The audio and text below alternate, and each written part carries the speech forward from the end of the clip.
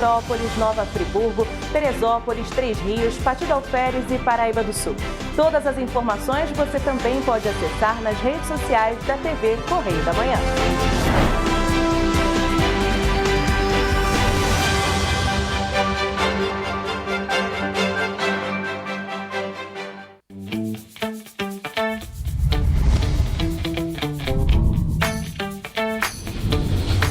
TVC, a TV do Correio da Manhã. Direto dos estúdios da TV Correio da Manhã em Petrópolis, começa agora o Correio Petropolitano Debate desta sexta-feira, 10 de fevereiro. Hoje daremos destaque à educação em Petrópolis. Vamos conversar com o Sindicato Estadual dos Professores para falar sobre os salários e também a troca da diretoria aqui no município. De acordo com o boletim Infogripe, os casos de síndrome respiratória aguda grave permanecem em queda no país. O coordenador da pesquisa, Marcelo Gomes, fala sobre os dados. Na economia, as vendas do varejo registraram alta de 1%, indicou o IBGE. O gerente da pesquisa faz um balanço sobre o setor em 2022. No entanto, o setor industrial apresentou queda em 8 dos 15 locais pesquisados em 2022. Já o setor de serviços atingiu o maior patamar recorde e fecha o ano passado com alta de 8,3%. E após praticamente um ano, a Prefeitura de Petrópolis anunciou ações no BNH do Alto da Serra. Dentre os serviços prestados está a limpeza. Notícia e informação com análise na valorização dos professores e dos profissionais de educação em Petrópolis. Eu sou Richard Stolzenburg e esse é o Correio Petropolitano Debate.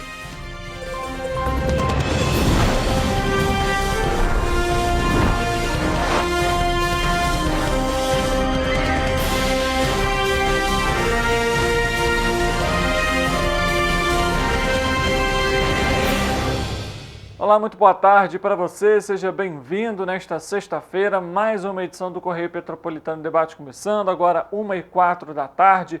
Você é sempre muito bem-vindo a participar aqui do programa. Estamos ao vivo em todas as nossas redes sociais, você pode comentar pelo nosso Facebook, TVC16, e também pelo nosso, pelo nosso YouTube, TVC16, e pelo nosso Facebook, TVC Correio da Manhã.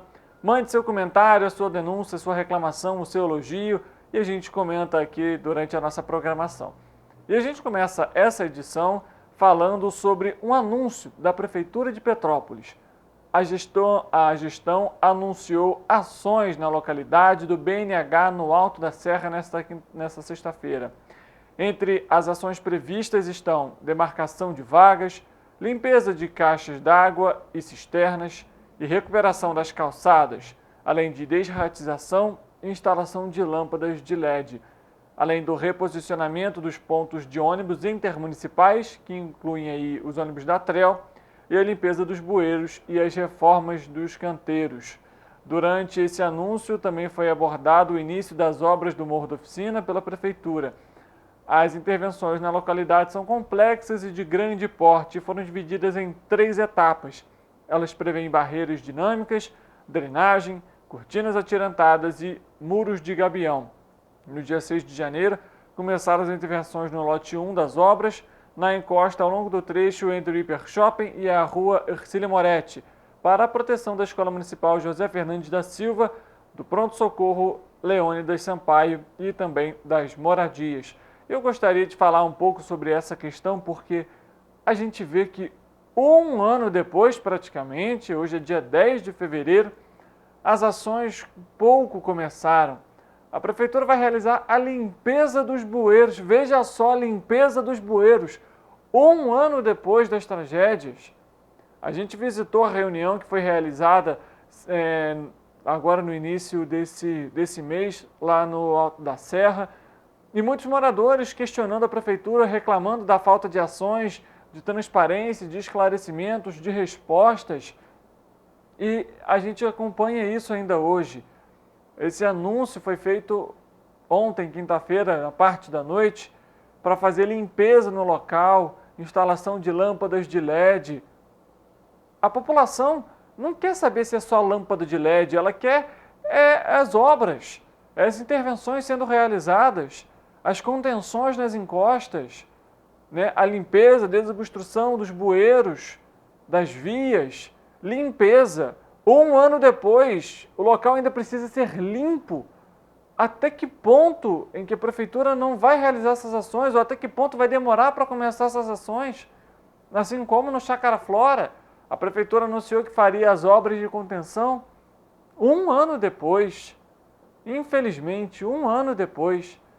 É muita morosidade para uma gestão que já atuou 3 vezes aqui em Petrópolis, que já passou por outras tragédias, inclusive não só o prefeito, mas o vice-prefeito também.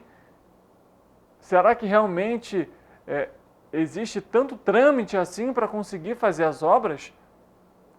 Um dos locais aqui de Petrópolis, como por exemplo o Independência, tem recebido intervenções, ações da prefeitura. Não quero dizer que lá não precisa também. É importante que seja feito. Mas se você tem um critério de emergência, um cenário completamente caótico de destruição, como na Rua Frei Leão, todo o Alto da Serra, por que essas ações também não foram realizadas lá ou em conjunto? Fica nosso questionamento. Até que ponto os moradores do Alto da Serra vão continuar se sentindo abandonados pelo poder público? Infelizmente, limpeza de bueiros, limpeza das vias, é algo inadmissível ser feito 1 ano depois. Esse trabalho já deveria ter sido realizado por pelo menos 1 ano. É o mínimo que se esperava da prefeitura. Enfim, a gente muda de assunto e fala sobre educação aqui em Petrópolis, porque o Cefet aqui, de Petrópolis, são vários campos em todo o estado, mas vai disponibilizar vagas para o ensino superior. Estudantes que prestaram o Exame Nacional do Ensino Médio, o Enem, do ano passado, podem se inscrever no Sistema de Seleção Unificada, o SISU, entre os dias 16 e 24 de fevereiro, para o Cefet Petrópolis, que vai disponibilizar para este primeiro semestre letivo de 2023 o total de 145 vagas, que são distribuídas em 4 cursos de graduação: bacharelado em turismo, com 40 vagas, bacharelado em engenharia de computação, com 35, licenciatura em física, com 40 e licenciatura em matemática, com 30 oportunidades.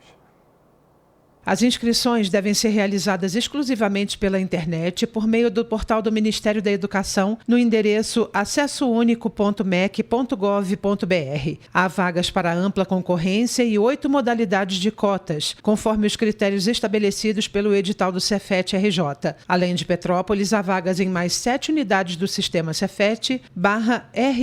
A chamada regular acontecerá no dia 28 de fevereiro. As matrículas dos candidatos selecionados deverão ser efetivadas entre 2 e 8 de março, exclusivamente pela internet, pelo site processoseletivo.cefet-rj.br. O candidato que não conseguir vaga na chamada regular e que quiser constar na lista de espera do SISU deve confirmar seu interesse entre os dias 28 de fevereiro e 8 de março. Então tá aí, não deixe de participar, não deixe de se inscrever. Lembrando que as notas do Enem já foram divulgadas, então você que prestou o Enem ano passado já pode se candidatar a 145 vagas. São 4 cursos disponibilizados pelo Cefet, pela instituição, e que começam então esse processo a partir de agora do dia 16. Não deixe de se inscrever e fique atento lá ao processo seletivo para não perder a vaga. Olha a informação importante que vamos dar agora e o tanto quanto preocupante. O ministro do Desenvolvimento e Assistência Social, Família e Combate à Fome, Wellington Dias, disse na última quinta-feira que há indícios de que 2,5 milhões de pessoas estão recebendo o Bolsa Família de forma irregular. Segundo o ministro, os cadastros do programa estão em revisão. De acordo com Wellington, há pessoas com renda elevada de aproximadamente 9 salários mínimos e que recebem o benefício destinado a famílias de baixa renda. Além da revisão dos cadastros, Wellington Dias disse que o governo irá desenvolver programas para que as famílias consigam melhorar a renda, sem necessitar do Bolsa Família. O programa de transferência de renda atende pelo menos 21.900.000 famílias aqui no país. Mas a gente ressalta que é importante, além de fornecer esse apoio financeiro, que o governo possa dar autonomia. Não adianta se tornar um governo que você tem aquela dependência financeira daquele programa social. É importante que os governos, seja ele qual for, dê independência para aquele cidadão, que ele possa trabalhar, que ele possa estudar e também gerar a própria renda. Os benefícios são extremamente importantes, a gente sabe da desigualdade no país, mas que eles não sejam a única alternativa em relação à renda para esse povo brasileiro que ainda precisa de ajuda e de apoio do governo federal. Vamos falar sobre economia, já que abordamos a questão então em relação ao Bolsa Família. O setor de serviços alcançou seu maior patamar da série histórica, iniciada em 2011, com a expansão de 3,1% registrada em dezembro de 2022. A alta faz o segmento fechar em um crescimento pelo segundo ano consecutivo. Os dados são da Pesquisa Mensal de Serviços, que foi divulgada nesta sexta-feira pelo IBGE, o Instituto Brasileiro de Geografia e Estatística. E o analista Luiz Almeida fala sobre esses dados e sobre esse recorde. Após acumular perdas de 1% nos meses de outubro e novembro, o volume de serviços no Brasil registrou um avanço de 3,1% em dezembro quando comparado ao mês anterior. Isso faz com que o setor renove a sua máxima histórica, estando 2% acima da máxima anterior de setembro de 2022. Setorialmente, 4 das 5 atividades registraram um avanço, e o destaque nesse tipo de comparação fica com o setor de transportes, com um avanço de 2,5%, setor de outros serviços, que cresce 10,3%. O setor ele fecha o ano de 2022 com um avanço de 8,3% em relação ao ano anterior, e nesse tipo de comparação também 4 das 5 atividades mostraram um crescimento. O destaque vai para o setor de transportes, com um aumento de 13,3%, impulsionado pelo transporte rodoviário de carga, transporte aéreo e rodoviário de passageiros e a gestão de portos e terminais. Em seguida, nós temos os serviços profissionais, administrativos e complementares, com avanço de 7,7%, impulsionado pela locação de automóveis, serviços de engenharia, solução de pagamentos eletrônicos e organização, gestão e promoção de eventos. Já logo em seguida, nós temos os serviços prestados às famílias, com avanço de 24%, impulsionado por restaurantes e hotéis. E por último, no campo positivo, nós temos serviços de informação e comunicação, que avançam 3,3% nesse tipo de comparação, com destaque para os portais e provedores de conteúdo para a internet. A única atividade que fecha o ano no campo negativo são os outros serviços, que caem 2,1%, impactado pelos serviços de recuperação de material plástico e os serviços financeiros auxiliares.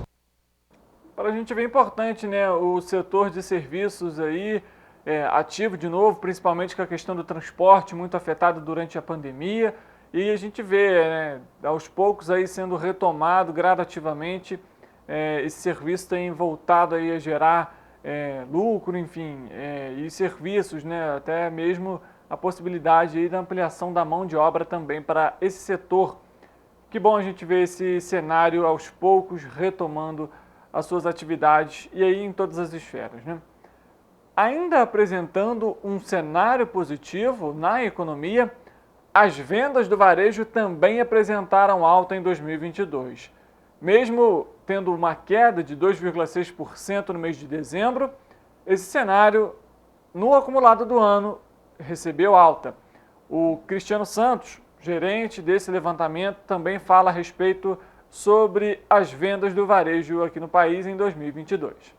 Pesquisa mensal do comércio do IBGE, na sua passagem de novembro para dezembro de 2022, teve uma queda de 2,6%. Essa é a segunda queda consecutiva no indicador do comércio varejista brasileiro. Em novembro, na sua comparação com outubro, já tinha sido 0,9% negativo. Das 8 atividades pesquisadas pelo IBGE, 7 tiveram resultados no campo negativo.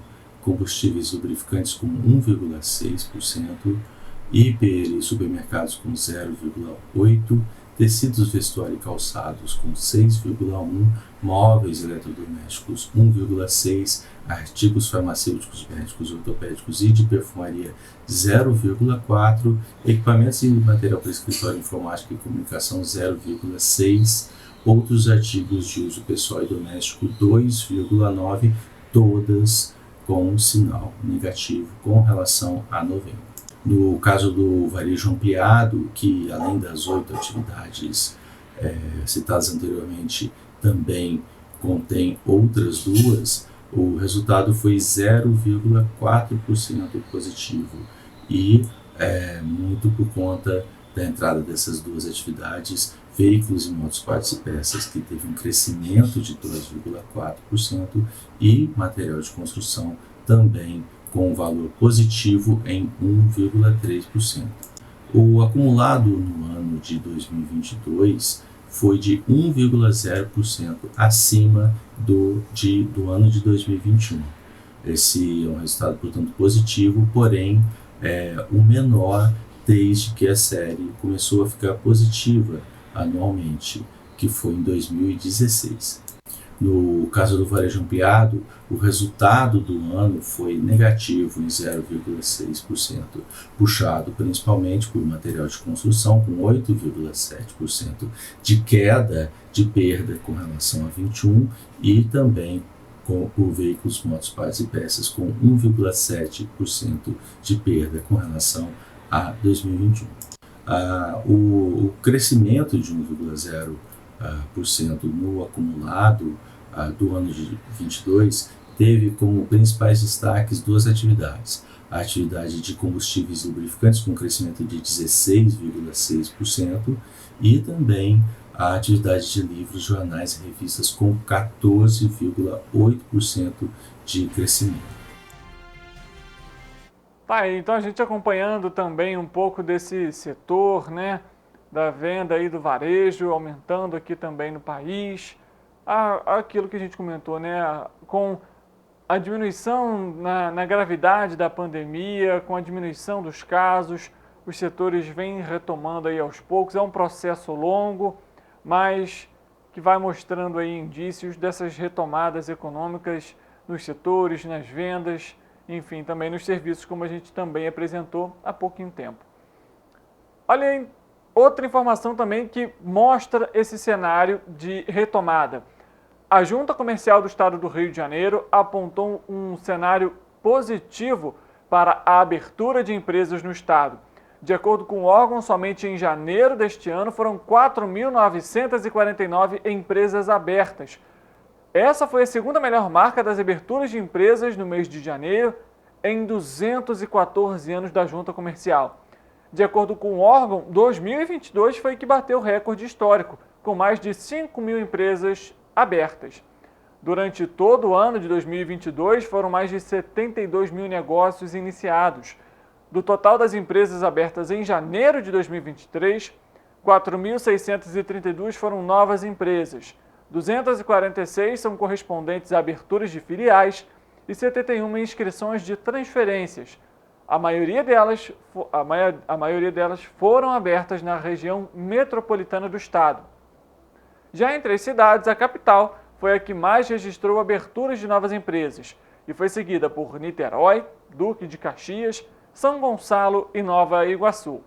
Dentre as atividades que registraram novos negócios, os setores de consultórios e clínicas, serviços de escritório e comércios varejistas foram os que mais registraram aberturas. E a gente vê esse cenário junto com a pesquisa que a gente apontou agora do IBGE, o setor de varejo aí aumentando as vendas e, consequentemente, novas empresas também surgindo e novos empregos sendo gerados. Mas a gente fala agora sobre saúde e que tem a ver com a questão também dessas aberturas das empresas, que é esse cenário em relação à pandemia. Porque os dados do Boletim Infogripe, divulgados nessa semana, apontaram queda de casos de síndrome respiratória aguda grave no país. O coordenador Marcelo Gomes ressalta os dados obtidos na pesquisa dessa semana. Bom, o boletim Infogripe dessa semana continua mantendo um cenário positivo em relação aos casos de síndrome respiratória aguda grave em todo o país, né? A gente tem alguns poucos estados ali com o indicador de tendência apontando, né, para uma possível alta, mas quando a gente vai olhar no detalhe ali como é que está a situação de cada faixa etária, né, a gente vê que na verdade aparentemente é muito mais, né, algo associado àquelas oscilações naturais, né, que a gente tem num período de baixo volume de casos, né? Então ainda não preocupa, a gente continua, né, com um cenário bastante favorável em todo o país, né?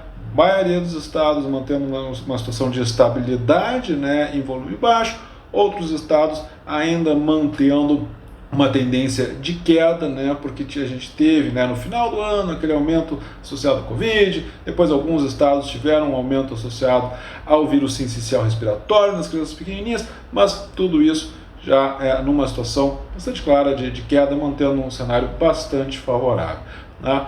No estado do Amazonas, em particular, a gente vê um pequeno sinal ali, né, de um reaparecimento de alguns poucos casos associados ao vírus influenza A, mas é um volume ainda bastante baixo, né? Não é algo, né, que indique já com clareza, né, um eventual início de temporada, né, mas é algo que a gente tem que manter o cuidado, né, a vigilância, fazer uma avaliação nas próximas semanas, né, continuar acompanhando nas próximas semanas para ver, né, se de fato o que a gente está vendo agora é simplesmente, né, consequência de casos esporádicos, né, aquela questão de que eventualmente aparece um caso aqui, outro ali, ou se de fato já é início de temporada do vírus influenza. Hoje ainda não é um indicativo disso, né? A gente vai ter que aguardar as próximas semanas para ter uma clareza maior, né, com o volume de dados, acompanhando semana para semana, para ver exatamente aonde a gente está, né? Mas fica o alerta, né, para que principalmente a vigilância epidemiológica, né, e laboratorial no estado do Amazonas fique atenta ali, com um olhar um pouquinho mais atento, né, do que está acontecendo, para a gente poder, de fato, né, com dados de qualidade, poder ter uma análise mais precisa da situação. É um cenário otimista que mostra aí essa queda, mas que é preciso ser acompanhado, como bem falou Marcelo Gomes, o coordenador do Boletim Infogripe da Fundação Oswaldo Cruz. Essa tendência de queda, vamos ver se ela vai continuar, né, para os próximos meses, para as próximas semanas. Torceremos para que continue desse jeito e que, apesar, né, da questão da pandemia ainda preocupar, que a gente possa ter um cenário cada vez mais otimista e que a gente possa, aos poucos, vencer a pandemia e a Covid-19.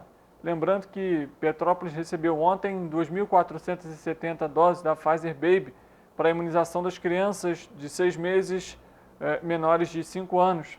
Então, você, pai responsável, que precisa complementar aí a vacina ou, né, realizar a primeira dose da vacina, você já pode procurar um posto de saúde. A gente comentou, inclusive, aqui ontem no Correio Petropolitano Debate, justamente sobre essa chegada das vacinas, e a expectativa era que 410 imunizantes também chegassem no município ainda nessa semana. Mas vamos falar sobre uma outra informação, porque numa ofensiva contra a pirataria de televisão por assinatura, a Agência Nacional de Telecomunicações, a Anatel, determinou o bloqueio de cerca de 5 milhões de decodificadores clandestinos em uso no país. O desligamento será feito de forma remota, sem a necessidade das prestadoras de serviço entrarem na casa do usuário. A determinação tem início imediato e ocorre após a Anatel receber um grande volume de denúncias de pirataria generalizada de televisão a cabo, conhecida popularmente como Gatonete. Com base nas denúncias, a agência reguladora montou um grupo técnico que avaliou os dados recebidos e elaborou uma lista de modelos de equipamentos a serem bloqueados. Atualmente, diversos aparelhos clandestinos são oferecidos em sites de comércio eletrônico, geralmente sob o nome TV Box, com preços de R$ 150 a R$ 450. Segundo a Anatel, as páginas que oferecem os dispositivos também incorrem em crime e podem ser punidas.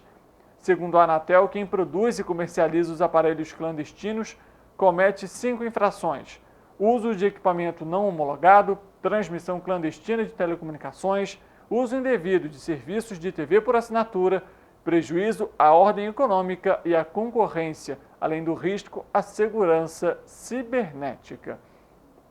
A gente volta a falar então agora sobre a questão da economia, porque nesta sexta-feira foi divulgado que a indústria fechou 2022 com queda em 8 dos 15 locais pesquisados, apontou o IBGE. No estado do Rio, em contrapartida, o setor cresceu 4,6% no ano passado. O analista da pesquisa, Bernardo Almeida, fala sobre os dados desse levantamento. De 2022, a indústria nacional fecha o ano com uma queda de 0,7%. Refletido isso em termos regionais, nós vemos que 8 dos 15 locais pesquisados também seguem o mesmo movimento. Em termos de influência sobre o resultado nacional, nós temos como principal influência negativa a indústria do Pará, que fecha o ano com uma queda de 9,1%, sendo ocasionada pelo baixo desempenho do setor extrativo, principalmente com queda na produção de minérios de ferro. Em segundo lugar, em termos de influência sobre o resultado nacional, nós temos a indústria do Paraná com queda de 4,2%. O setor de derivados do petróleo foi o setor que mais influenciou negativamente nesse ano de 2022, com queda principalmente na produção de óleo diesel e de óleos combustíveis. Já no lado positivo, nós temos como principal influência a indústria do Rio de Janeiro, com um crescimento de 4,6%. O setor de derivados do petróleo também foi o setor que mais influenciou positivamente a indústria fluminense, com um aumento na produção de óleos combustíveis, óleo diesel, gasolina automotiva e também de querosene de aviação. Em segundo lugar, em termos de influência, nós temos a indústria de Mato Grosso, com um crescimento de 19,4%. O setor de alimentos foi o setor que mais influenciou a indústria de Mato Grosso, com um aumento na produção de carnes de bovinos congeladas e frescas ou refrigeradas, e também um aumento na produção de resíduos da extração de soja e também no óleo de soja em bruto. Tá aí, a gente vê, né, o Rio de Janeiro como um grande destaque em relação ao setor industrial, fechando o ano aí, então com alta de 4,6%, impulsionado principalmente por conta do setor de petróleo. A gente lembra, inclusive, conversamos aqui com Vinícius Fará, que é o atual secretário de Desenvolvimento Econômico do Estado do Rio de Janeiro, e ele abordou justamente esse ponto, né? Para trazer uma contextualização para você que nos acompanha, o Rio de Janeiro, né, o governador Cláudio Castro fez um desmembramento das secretarias em relação a esse novo mandato. E incluía aí a Secretaria de Desenvolvimento e agora a Secretaria de Energia, de Petróleo, foram desmembradas justamente para ter um foco maior, cada uma com suas ações. O secretário da outra pasta, de Petróleo, de Energia, o Hugo Leal, também deputado federal, assim como Vinícius Fará. E a gente apontou aqui, inclusive nessa entrevista, na época, sobre essa potencialidade no estado do Rio de Janeiro. E a gente vê então esse cenário otimista e esse aumento aí em relação ao setor industrial no estado do Rio, que realmente mostrou um grande destaque no cenário nacional. Uma outra informação para você: a Prefeitura de Três Rios deu início na última quinta-feira à montagem das arquibancadas para o Carnaval na Avenida Condessa do Rio Novo, no centro. As arquibancadas, todas com cobertura, vão poder ser utilizadas gratuitamente pelo público durante o desfile das escolas de samba no dia 18 e o desfile das campeãs no dia 25.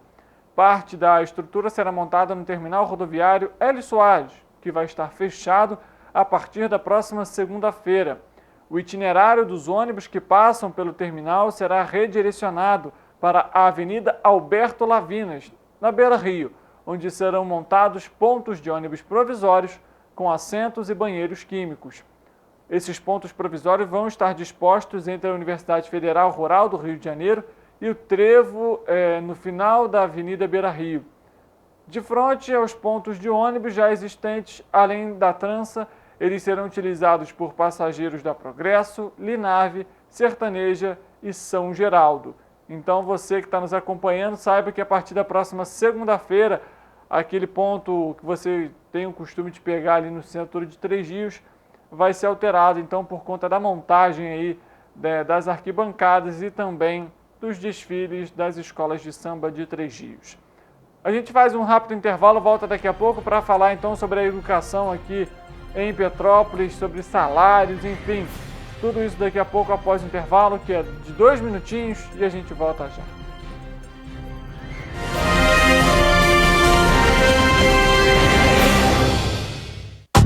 Rio de Janeiro, atração o ano inteiro. Tem descanso, tem folia. Noite e dia, alegria.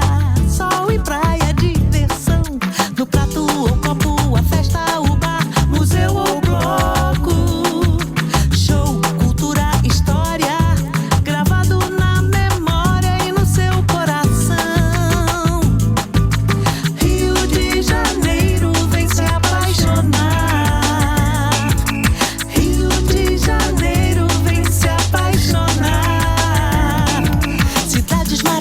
Campo, mata, serra e trilha, em estado de emoção. Tem o Rio de Janeiro que você já ama e o Rio que ainda vai conquistar você. Apaixone-se pelo Rio. Rio de Janeiro, vem se apaixonar.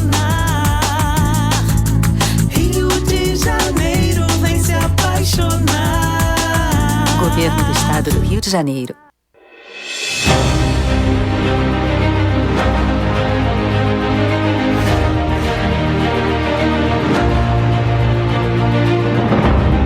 Jornalismo de direita. É jornalismo direito. Correio Petropolitano. Tudo que seu jornal não deveria ter deixado de ser. Todos os dias, em uma banca perto de você.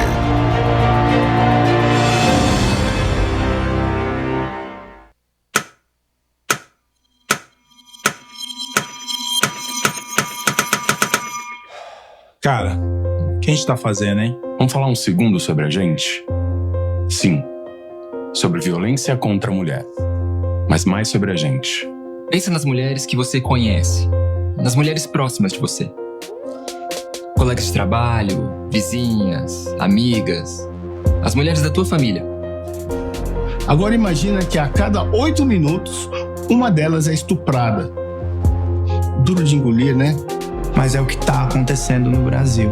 Aqui, 7 em cada 10 mulheres já sofreram violência ou assédio no trabalho. E absolutamente todas as mulheres, inclusive as que você pensou, vão sofrer algum tipo de abuso pelo menos uma vez durante a vida. Pesado, né? Mas e aí? O que a gente tá fazendo? Vamos falar sobre a gente. Sobre o jeito que a gente trata as mulheres. Passa a vara, senta a rola, pega de jeito. Comer, meter, fuder. Aê, garanhão. Pegador, comedor. Ensinam pra gente que a mulher é uma coisa a ser conquistada, um prêmio, e que você não deve aceitar um não como resposta. Ela não te dá bola, é porque tá se fazendo de difícil. É só pagar um drink que ela tá na tua, irmão. Manda ver, ela tá pedindo. Só um beijo, um beijinho, pô. Não tem mulher que não dá, só tem homem que não sabe pegar. Vai lá, pega ela, mostra que é macho. É assustador quando a gente ouve isso fora de contexto, né? Agora imagina o quanto é assustador para elas. Quantas vezes você já ouviu alguém falar assim? Seja na escola, seja no trabalho, seja na balada, até na sua própria casa. Tá errado. Então, vamos falar sobre a gente? Porque a gente pode mudar essa realidade. Não tem que ser desse jeito. A violência contra a mulher não é um problema da mulher. É um problema nosso. É problema meu. É problema meu. É um problema meu. Meu. Meu. Meu. Meu. Meu. Meu. Meu. Meu. Meu. Meu. É um problema meu. A responsabilidade é nossa.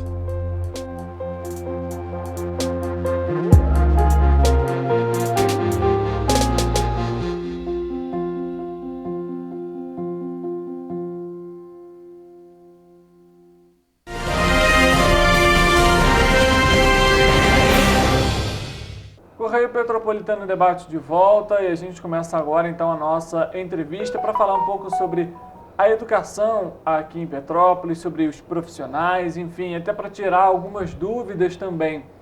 Aqui no estúdio com a gente, a Rose, como todo mundo conhece, a Rose do CEP, do Sindicato Estadual dos Professores de Educação. Rose, boa tarde para você, seja bem-vindo ao programa. Boa tarde a todos.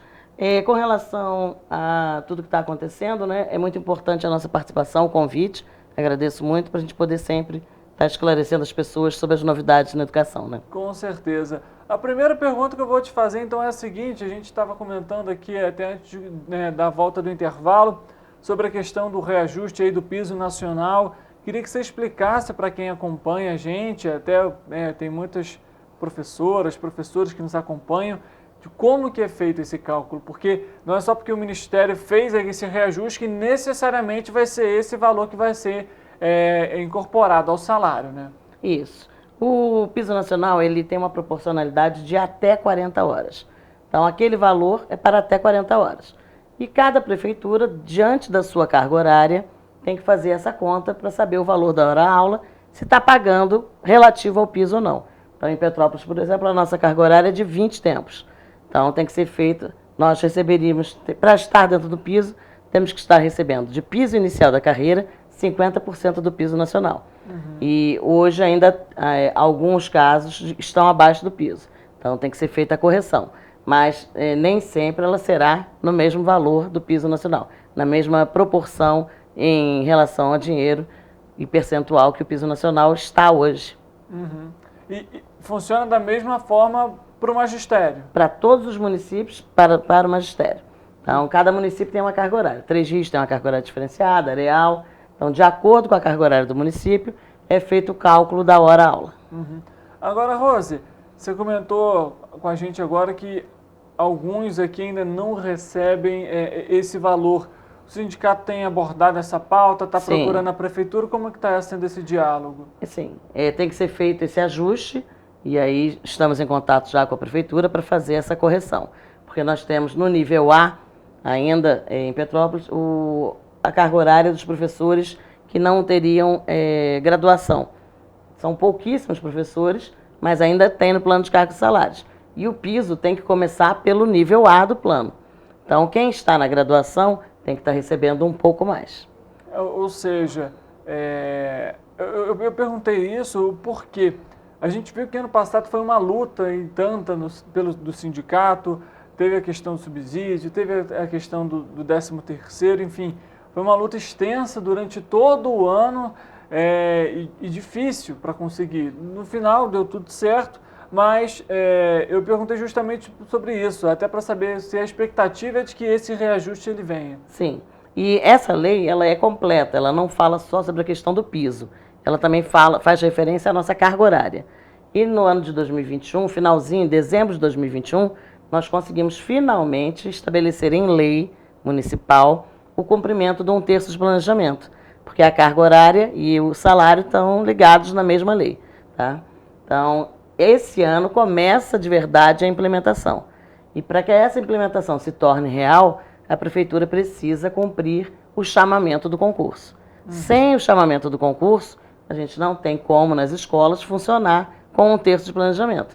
Isso é direito nosso, tem que estar em vigor esse ano, então é preciso que a prefeitura acelere a convocação do concurso. E como que anda então, já que a gente falou sobre essa questão do concurso, como que está até agora esse cenário aqui em Petrópolis? Ainda faltam pessoas aprovadas a serem convocadas? Sim. O concurso abriu para cerca de 850 vagas, numa média. Foram convocados para a primeira seleção 503, mas só tomaram posse até agora 131. Está sendo um processo muito lento, está sendo bem feito, cuidadosamente, porém, precisa acelerar. O ano letivo já começou, as crianças já estão na escola, e para que elas não fiquem sem professor, ainda continua o sistema precário de RPA, de processo seletivo, que já tem que ser encerrado, né? O Ministério Público vai solicitar isso, com certeza. Porque o RPA ele é para ser transitório, não é para ficar um tempão. Então, é preciso que a Secretaria de Educação e a Secretaria de Administração acelerem esse processo. conversando hoje com o secretário de administração, com o prefeito, eles garantiram que será feita a chamada do restante, inclusive já colocando, né, que vai chamar mais gente, vai ser preciso chamar mais gente, então isso é importante para quem está na lista, quem está esperando, né? Porém, está um pouco devagar. E temos agora nesse mês o entrave da semana do Carnaval, de recesso, né? Isso, é claro que isso vai ter consequência no chamamento, isso vai atrasar ainda um pouco mais o chamamento, mas para março todo mundo tem que estar já em sala de aula. Então a expectativa é que esses 503 que já foram convocados, tem que estar em sala em março. Esses 503 já tem que estar convocados. A expectativa para que esse restante também sejam convocados nesse ano? Sim, tem que ser convocados nesse ano, até porque a carência é muito maior do que isso, né? Então, o número de vagas do concurso está abaixo da carência. Então, nós temos mais vagas do que pessoas que foram convocadas. Então, é preciso chamar esses, dar posse a todos e fazer uma nova convocação, com certeza. E, pela conversa hoje com o secretariado e com o próprio prefeito, o caminho será feito. A gente torce para que sim, até porque, né, Rose, a gente sabe que a partir do momento que há essas convocações, né, que você tem um corpo técnico ali maior, a qualidade do ensino, consequentemente, também melhora. Né? Não dá para você garantir um bom IDEB tendo uma rede precarizada, né? É preciso que as pessoas estejam bem formadas, atualizadas, né? O terço de planejamento tem papel principal nisso, porque ele tem um tempo justamente para formação, e isso precisa estar sendo levado a sério. Então, o chamamento dos concursados é importante para isso, para manter, inclusive, a qualidade da rede. Agora, um ponto importante também é porque as pessoas ficam muito ansiosas, né? E acho que a gente deve tranquilizá-las, porque muita gente, quando faz o concurso, ou está desempregado, ou está deixando o outro emprego. Então, essa demora, é claro que aflige as pessoas, né? Sim. Então, é importante trazer essa tranquilidade da garantia de chamamento, da garantia de efetivação, de posse, né? A gente precisa que todos os servidores entrem no serviço público através de concurso, pela porta da frente. Então, para você que está em casa, participou, foi aprovado, a gente entende, a ansiedade bate, né, muito grande, mas vai tudo se ajustar. Assim, pelo menos, a gente espera. E é claro que a gente vai continuar acompanhando esse cenário, assim como o sindicato acompanha, fazendo os questionamentos, cobrando a gestão para que esses profissionais possam ser convocados e assim a gente melhora a qualidade de ensino aqui em Petrópolis. E aproveitando essa questão do cenário, né, de Petrópolis, como que você vê hoje, Rose, a qualidade do ensino em Petrópolis precisa ser melhorada? O que ainda precisa ser melhorado? Qual que é a visão do sindicato nesse ponto? Então, as condições de trabalho, elas precisam melhorar, né? Hoje nós temos muitas escolas ainda sem acesso à internet, muitas escolas que não possuem Wi-Fi, não possuem equipamento para os professores e para os alunos. Isso é um investimento que a prefeitura precisa fazer, né? Não adianta você ter uma série de programações, uma série de locais que você pode checar na internet se você não tem acesso, né? Então, a garantia de acesso à internet para professores e alunos, tanto nas unidades quanto em casa, é essencial para isso. E existem meios, durante a pandemia, o governo do Estado do Rio de Janeiro e outros governos conseguiram resolver essa questão. Então, as prefeituras têm que ir por esse caminho também, né?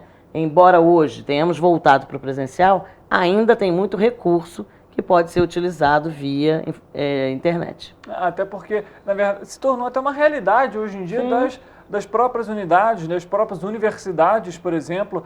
Há aulas hoje que você fazia presencialmente, que hoje é online e vice-versa, ou então novas matérias que antes você fazia apenas com uma aula gravada, que já era preparada, e hoje você tem a interação com o professor pelo meio digital, ou seja, é algo do dia a dia. Hoje a internet, hoje ela não pode mais ser esquecida, deixada de lado, é algo fundamental.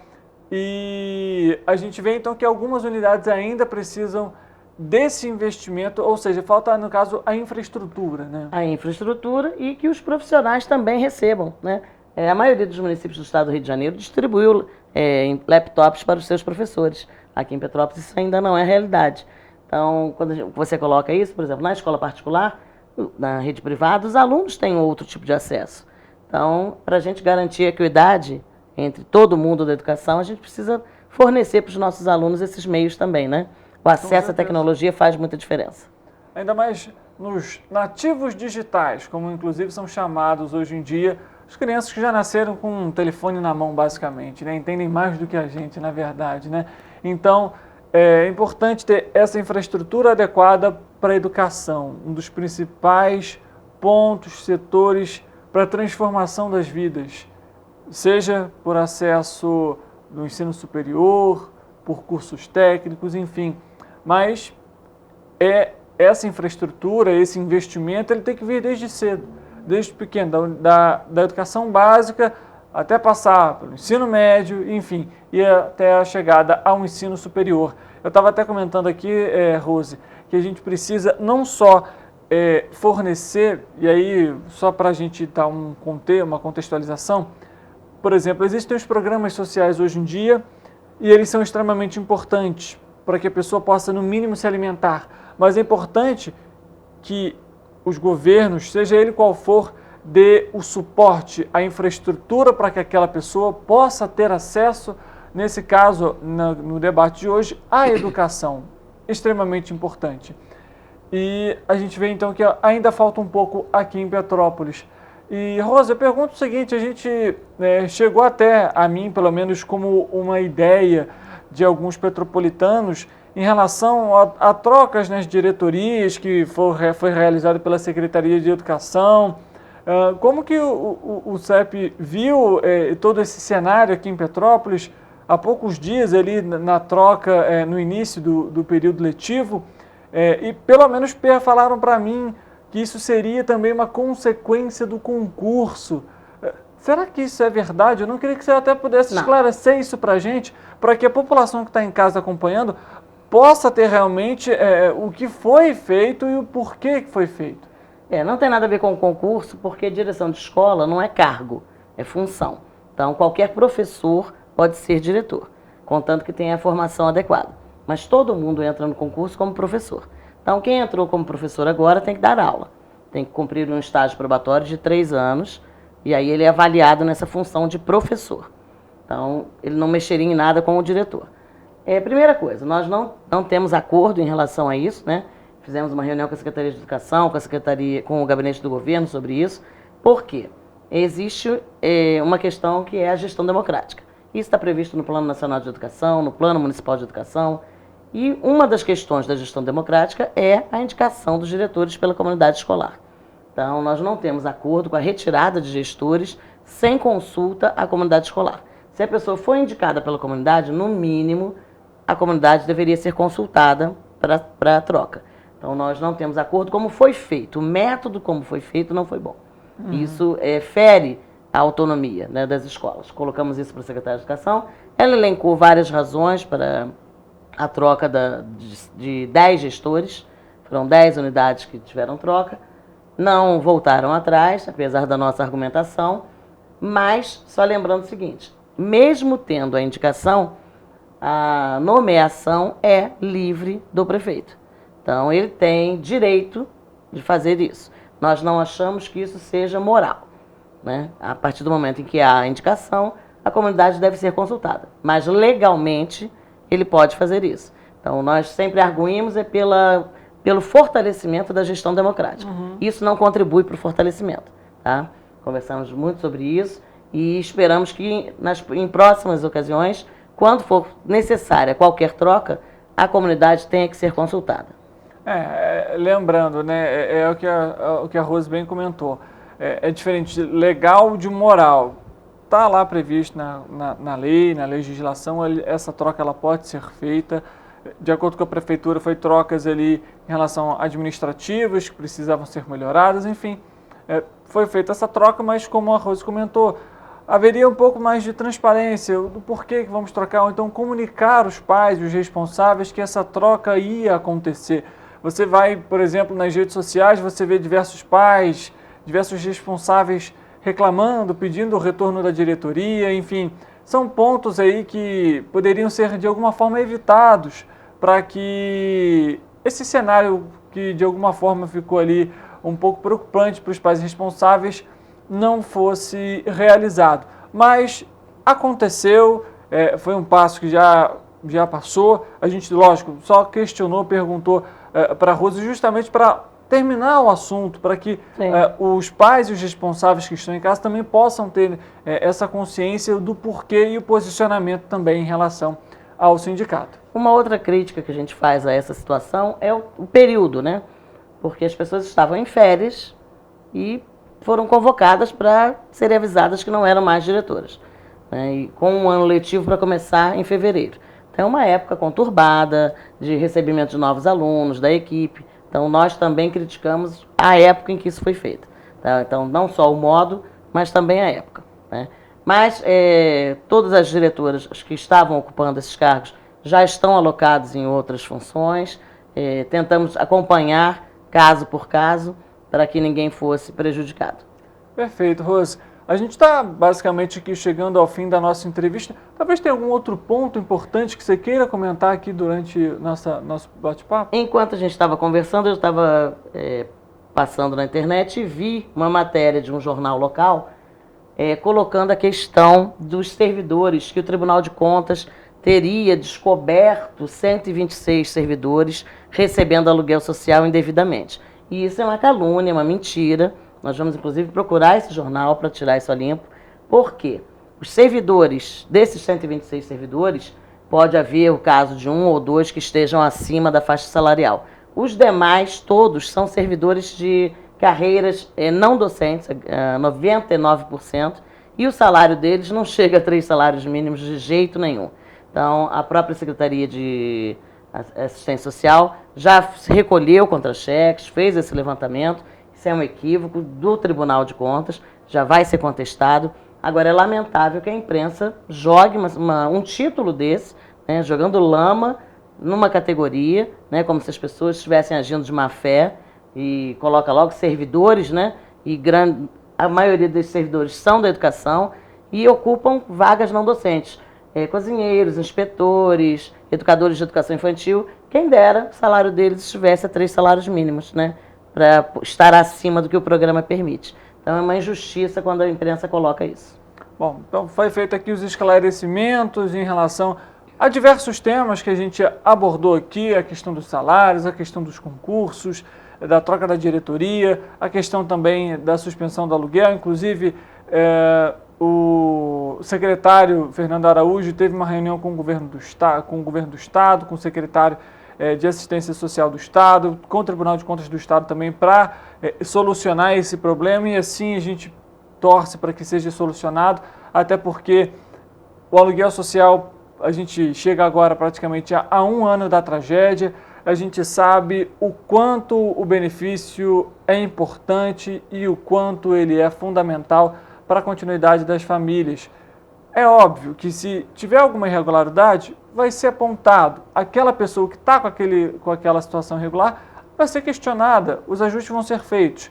Mas para aqueles que precisam e que estão da maneira correta, que esse benefício possa ser devolvido e reatualizado, enfim, conforme determina, né, tanto os projetos, porque a pessoa precisa ir lá, entregar a documentação certa, né, levar todos os comprovantes, levar a documentação de família, e é um processo demorado às vezes, difícil, a pessoa precisa de tanto documento que às vezes ela nem sabe que tem para receber algo que é tão simples, que é o direito de poder morar em algum lugar, principalmente quando ela teve a casa invadida ou destruída.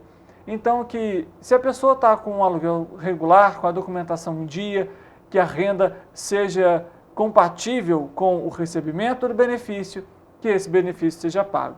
Rose, obrigado por conversar aqui com a gente, por trazer um pouco desses esclarecimentos, para de alguma forma também tranquilizar quem está nos acompanhando. Ok, obrigada pelo espaço e esperamos que o ano letivo seja de tranquilidade esse ano, né? Com certeza, até porque 2022 foi tão conturbado. Merecemos. A gente veio da pandemia, 2 anos muito difíceis, e a gente começou o ano de 2022 também muito delicado. Então, que realmente seja um ano assim, né, Rose? É isso que nós esperamos. Para você que está nos acompanhando, muito obrigado pela sua audiência e pela sua companhia. Segunda-feira, nosso encontro marcado, 13h, ao vivo, e é claro, eu conto com a sua presença. Até lá!